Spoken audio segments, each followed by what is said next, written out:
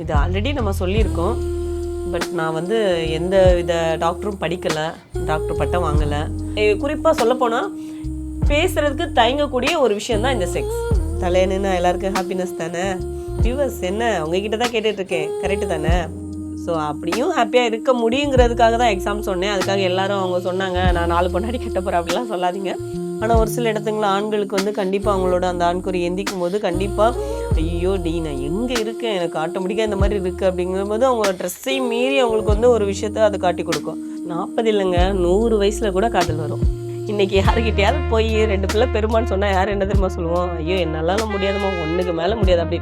So என்னன்னா இங்கே புரிதல் எதுவுமே இல்லை. காலையில் மேட்ரு பண்ணால் நல்லா இருக்குமா, அதுவே நைட்டு பண்ணால் அது ரொம்ப நல்லா இருக்குமா, இல்லை எது சரின்னு கேட்குறேன். நீங்கள் கேட்ட கேள்வி நல்ல கேள்விதான். பட் இதுக்கான பதிலை நான் வேணா அடுத்த வீடியோவில் சொல்கிறேன். ஏன் தெரியுமா?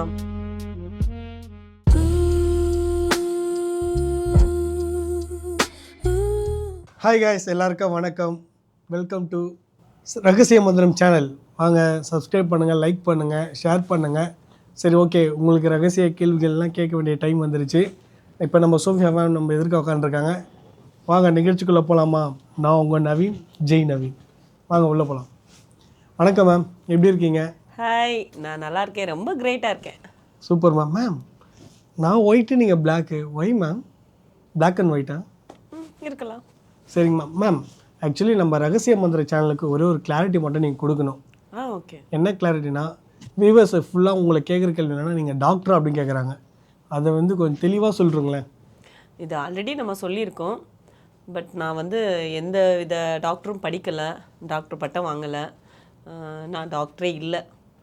இது என்னன்னா, இதை ஏன் அப்போ நீ பேச வந்திருக்க, நீ டாக்டர் இல்லைன்னா நீ யார், நீ எதுக்கு இந்த இதை பேசுகிற அப்படிங்கிறது அவங்களோட கேள்வி வந்து சரியான ஒன்று தான். நான் பேசுகிறேன் அப்படின்னா இதில் வந்து எனக்கு நிறைய கேள்விகள் இருந்துச்சு. இப்போ செக்ஸ் அப்படின்னா என்ன, இதனால் என்னென்ன பிரச்சனைகள், இதனால் என்னென்ன நன்மைகள், இதை எப்படி ஹேண்டில் பண்ணலாம் அப்படிங்கிறது எனக்கு நிறைய கேள்விகள் இருந்துச்சு.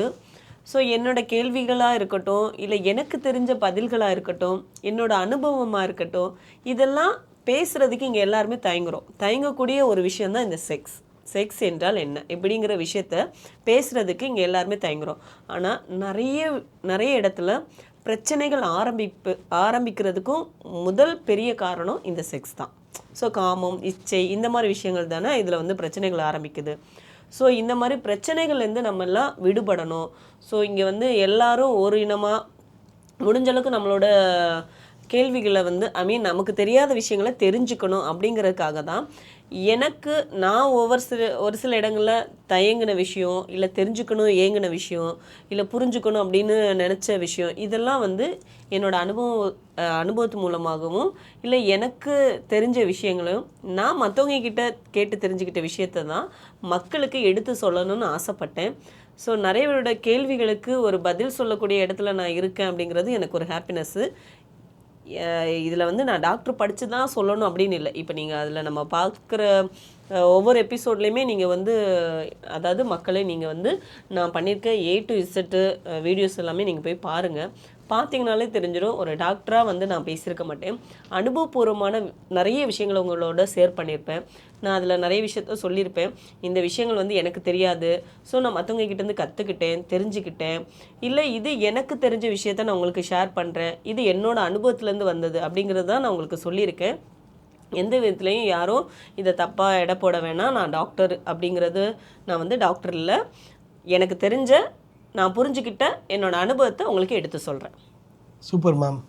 காய்ஸ், அவங்க வாயாலே நிரூபிச்சிட்டாங்க அவங்க டாக்டர் இல்லைன்ட்டு. சோஃபியா மேம் வெறும் ஜஸ்ட் ஒரு செகண்டுக்காக நம்மக்கிட்ட பகிர்ந்துக்கு வந்திருக்காங்க. ஓகேங்களா? குறிப்பாக சொல்லப்போனால் பேசுகிறதுக்கு தயங்கக்கூடிய ஒரு விஷயந்தான் இந்த செக்ஸ். ஸோ நிறைய பேர்கிட்ட இந்த கேள்விகள் இருக்குது. ஒரு ஆணாக இருக்கட்டும், ஒரு பெண்ணாக இருக்கட்டும், இங்கே செக்ஸ் அப்படிங்கிறதே வந்து வெறும் மேட்ரு அப்படிங்கிற தாட்லேயே வச்சுருக்காங்க. ஸோ அப்படி இல்லை, அதுலேயே நிறைய நல்ல விஷயங்கள், கெட்ட விஷயங்கள் இருக்குது. இதெல்லாம் எடுத்து சொல்கிறதுக்கு யாராவது ஒருத்தவங்க எங்கே இருந்தால் இந்த விஷயம் இந்நேரம் இப்படி நடந்திருக்காது, இந்த பிரச்சனை வந்திருக்காது அப்படின்னு நிறைய பேர் ஏங்கிட்டு இருக்காங்க. ஸோ இந்த பிரச்சனையிலேருந்து விடுபடுறதுக்கு எனக்கு தெரிந்த சில விஷயங்களை உங்களுக்கு எடுத்து சொல்கிறதுக்காக தான் நான் இந்த இடத்துல வந்திருக்கேன். மேடம், நீங்கள் சொல்லும் போதே ஆடியன்ஸ்க்கு எல்லாம் தெரிஞ்சிருக்கும். கண்டிப்பாக மேம், இப்போ ஒரு சின்ன ஒரு கேள்வி. நான் உங்கள் சைட்லேருந்து கேட்குறேன். சரி கேளுங்க. எப்பவுமே நான் தான் தலைகாணி வச்சுருப்பேன். அதாவது ரகசிய மந்திர சேனலுக்குள்ளே தலைகாணிக்கு அடியில் என்ன மந்திரம் வச்சுருக்கீங்கன்னு தெரியல. அப்படியெல்லாம் ஒன்றும் இல்லை. சும்மா ஜஸ்ட்டு பார்க்க அழகாக இருந்துச்சு. சரி எல்லா நாளும் நீங்களே வச்சுட்டு இருக்கீங்களே அப்படின்னு தான் நான் கொஞ்சம் எடுத்து வச்சுக்கலாம் அப்படின்னு வச்சுருந்தேன். மந்திரம் ஏதாச்சும் அடியில் இருக்குங்களா? மந்திரம் அப்படிலாம் ஒன்றும் இல்லை, அடியில் வச்சுருக்கிறதுன்னு இல்லை. பட் ஆனால் இருக்குது, என்ன பொதுவாக இருக்குது. எங்கே இல்லை, இந்த இடத்துல இல்லை. பட் தலையணி அப்படின்னு சொன்னாலே எல்லாருக்கும் ஒரு ஹாப்பினஸ் தானே, சொல்லுங்கள். தலையணின்னா எல்லாருக்கும் ஹாப்பினஸ் தானே. வியூவர்ஸ் என்ன உங்ககிட்ட தான் கேட்டுட்ருக்கேன், கரெக்டு தானே? ஸோ ஒரு மனைவி இருந்தாலும் இல்லைனாலும், லவ்வர் இருந்தாலும் இல்லைனாலும், ஆண் பெண் யார் இருந்தாலும் இல்லைனாலும் நமக்கு கட்டி பிடிக்க தலையணை மட்டும் இருந்தால் போதும், அப்படி தானே? ஸோ தலையணையில் எவ்வளோ ஹாப்பினஸ் இருக்குது தெரியுமா? இப்போ நீங்கள் சொல்லிட்டீங்களே, இனிமேல் எல்லாரும் தலையணை கட்டி பிடிச்சி படுத்துற வேண்டியதா? நம்ம வியூவர்ஸ் எல்லாம் நாளைக்கு தலைகாணியோட ஃபோட்டோ எடுத்துன்னு போகிறாங்க. ஓகே, டன் எடுத்துட்டு அனுப்பிடுங்க. கமெண்ட் பாக்ஸ் ஃபுல்லாக நிரப்பிடுவாங்க. ஓகே, சரிங்க மேம். ம் கேள்விக்குள்ளே போகலாங்களா? ம் மேம், ஒருவனுக்கு ஒருத்தியாக வாழ முடியுமா அப்படின்னு ஒரு வியூஸ் கேட்குறாரு. நீங்கள் என்ன பதில் சொல்ல போறீங்க? அது கண்டிப்பாக வாழ முடியும். இங்கே ஒருவனுக்கு ஒருத்தி அப்படிங்கிறது தானே தலைமுறை. ஆனால் பண்பாடாதான். பண்பாடு அதுதான். பட் அந்த காலத்துலேருந்தே நிறைய பேர் வந்து 4 மனைவி 5 மனைவி இந்த மாதிரிலாம் வந்து வாழ்ந்திருக்காங்க, கட்டியிருக்காங்க. கூட்டு ஃபேமிலியாக வளர்ந்துருக்காங்க. இப்போ ஒருவனுக்கு ஒருத்தியாக வாழ முடியுமான்னு கேட்குறீங்க. வாழ முடியும். ஆனால் அதையும் தாண்டி இங்கே 4, 5 ஒய்ஃப் கட்டினவங்களும் கூட்டு ஃபேமிலியாக நல்லாவே வந்து லைஃப்பை கொண்டு போயிருக்காங்க அப்படிங்கிறதும் வந்து உண்மையான ஒரு விஷயம். இப்போ தானே ஒன்றை கட்டினதுக்கே வாழ முடியல, ஒன்றை வச்சுட்டு என்னால் சமாளிக்க முடியல, இதில் எப்படி நான் இன்னொன்று அப்படின்னு யோசிக்கிறீங்க.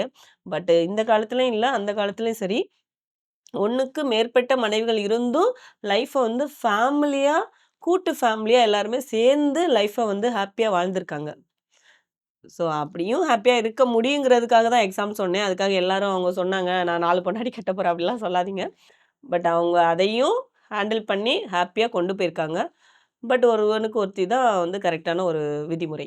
இன்னொரு வியூவர்ஸ் வந்து ஒரு மெசேஜ் அனுப்பிச்சிருக்காரு கமெண்ட்ஸில். ம் மனசுக்கு பிடிச்ச ஒரு பெண்ணை பார்த்தவுடன் அமைதியாக இருக்கிற ஆண்குறி துடிக்குது ஏன்? மனசுக்கு பிடிச்ச ஒரு பெண்ணை பார்த்தவுடன் அமைதியாக இருந்த ஆண்குறி ஏன் துடிக்குது அப்படின்னு. பிடிச்சவங்கள இப்போ எப்படி சொல்லலாம், பிடிச்சவங்கள பார்த்த உடனே இப்போ நமக்கு ஒரு குஷி வரும்ல. இப்போ எக்ஸாம்பிள் உங்கள் லவ்வரு ஒரு 1 இயர் கழிச்சு உங்களை பார்க்க வராங்க. எவ்வளோ ஒரு ஹாப்பினஸ் இருக்கும். நான் அவளை பார்க்குறேன், அவள்கிட்ட பேச போகிறேன், அவளை ஹக் பண்ண போகிறேன், இல்லை கிஸ் பண்ண போகிறேன் அப்படிங்கும்போது அந்த ஒரு ஹாப்பினஸோட உணர்ச்சிகரமான ஒரு விஷயந்தான் மேபி அந்த ஆண்குறியை வந்து எந்திக்கிறது அப்படின்னு. அது தப்பு ஒன்றும் இல்லைல்ல. ஸோ அவங்களுக்கு பிடிச்ச ஒரு விஷயம் அவங்களுக்கு கிடைக்க போகுதுங்கிற ஒரு ஹாப்பினஸ் தான் அது. அப்படிங்களா? ம் ஹாப்பினஸ் வந்து ஆண்குறி எந்துக்கும். ஹாப்பினஸ்ங்கிறது இப்போ ஒரு சிலவங்களுக்கு வந்து தொட்டாலே எந்திக்கும். இல்லை, அதுக்குன்னு இடம் பொருள் லேவல் எதுவுமே இல்லையா? இல்லைங்க. இப்போ நீங்க சொல்ற மாரி பெண்களுக்கு வேணா வந்து அந்த வெளிப்பாடு வந்து தெரியாது. ஆனா ஒரு சில இடத்துங்கள்ல ஆண்களுக்கு வந்து கண்டிப்பா அவங்களோட அந்த ஆண்குறி எந்திக்கும்போது கண்டிப்பா, "ஐயய்யோ! நான் எங்க இருக்கேன்? எனக்கு ஆட்டோமேட்டிக்கா இந்த மாரி இருக்கு." அப்படிங்கும்போது அவங்க ட்ரெஸ்ஸையும் மீறி அவங்களுக்கு வந்து ஒரு விஷயத்த அது காட்டிக் குடுக்கும். அது தப்பு தான் இல்லைன்னு சொல்லல. ஆனா அது ஹாப்பினஸ்க்கு எங்க வரும்ன்றது தெரியாதுல்ல. அதாவது ஆண்குறிக்கு எல்லைகள்ன்றீங்க. எல்லை இல்ல அப்படின்னு இல்லங்க. அது கண்ட்ரோல் பண்ற விதத்துல இருக்கு. So okay. யார் வேணாலும், எப்படி வேணாலும் கண்ட்ரோல் பண்ணலாம். பட் அதையும் மீறி அது எந்திக்குது அப்படிங்கிறது அவங்களோட ஹாப்பினஸ பொறுத்து இருக்கு. சொல்லுங்க. நம்ம வியூவர்ஸ் ஒரு கமெண்ட்ஸ் பாக்ஸில் கமெண்ட் பண்ணியிருக்காரு. என்னன்னா, காம உறவு கொள்ளும்போது ஆண் பெண்ணின் உதட்டை விரல்களால் தொடுவது எந்த அளவுக்கு முக்கியமானது? வீரர்களால் தொடுவது எந்த அளவுக்கு முக்கியமானது? முக்கியமானது. முக்கியம் தான். இதுல எந்த அளவுக்கு முக்கியமானது அப்படின்னு இல்லைல்ல. இப்ப எப்படி சொல்ல ஒரு ஹாப்பினஸ்ங்கும்போது அம் முத்தம் குடுக்குறது மட்டும் இல்ல. உணர்வுபூர்வமா தொடுதலுமே வந்து ஒரு வித ஹாப்பினஸ் தான். ஸோ உதட இப்படி தொட்டு இப்படி பண்ணும்போது அது ஒரு ஒரு வித ஃபீலிங், எமோஷனல் ஒரு ஹாப்பினஸ் கொடுக்கும். ஸோ அது முக்கியமான ஒண்ணு தான். தொடர் நல்லதான். அதாவது உதட்டோரம் தொட்டாவே ஹாப்பினஸ் தான் உங்களுக்கு. ஹாப்பினஸ் தான். அதில் ஏதாவது கிக் இருக்கா? ஹாப்பினஸை விட நீங்க போய் உங்க லவ்வர அப்படி உதட்டோட இல்லை மேம், ஏதாச்சும் கிக் இருக்கான்னு கேட்குறேன். கிக்கு இருக்குங்க. அதான் ஹாப்பினஸ்ன்ட்டேன். இனி இதுக்கு மேல கிக்குன்னா அதுக்கு மட்டும் தனியா எப்படி சொல்ல அது முடியும்? வேற மாதிரி மேம். ஓகே, வேற அது நீங்கள் மாதிரி. சொல்ல இல்ல புரியல. வேற மாரின்னா? அங்கே தொட்டா கிக் உணர்ச்சி இருக்கு. கிக் இருக்கு. ஹாப்பினஸ் இருக்கு. ஸோ நீங்க உங்களுக்கு அந்த உணர்ச்சிகரமான ஒரு விஷயங்கள்லாம் உணர்ச்சிகரமான ஒரு அனுபவம் இருக்கும்.